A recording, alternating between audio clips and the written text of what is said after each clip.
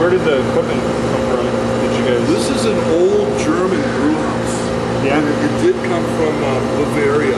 Yeah. And if you look at some of the equipment here, you'll see that everything is written in German, and it has some translations on the labels here. Now, this is my favorite one here. It's the Putzwasser. All the putzes around here. But after we have all the starch conversion, everything is transferred into this vessel. And if you take a look on the bottom, you'll see that there's actual metal screening. And what they'll act as is a large sieve.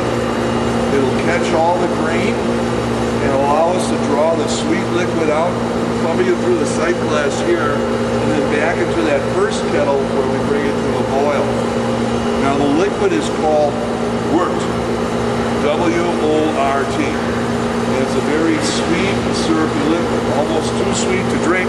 So what we need to do is flavor it. And our way of flavoring it is by adding the third ingredient to the purity law, and that's the hops. Now I have here in my hand a sprig of fake plastic hops for you to see.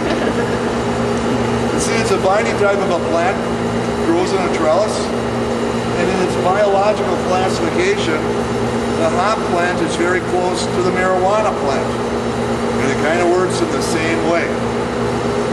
Now I've read that with marijuana, you read that too, Jerry? Yes, I did. Yeah. There are resins in there called THC, which is responsible for the psychotropic effect that the marijuana gives you, primarily located in the buds or the cones of the hop plant.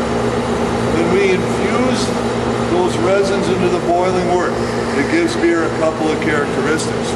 Now the first one is it will bitter the beer. It will counteract the sweetness of the wort and give you a more balanced beverage. The second one is it gives beer its aromatic qualities, its aroma. The third characteristic is that by putting hops in beer, it acts as a natural preservative. And that's actually one of the reasons why we use hops today, is that way back in the Middle Ages, when old Friar Tuck was brewing up the beer in the monastery, they would use all different types of herbs and spices to flavor their beer. Finally, they came upon the plentiful European hop plant. They realized the beer stayed fresher longer. They started using it then, and we continue to use it today.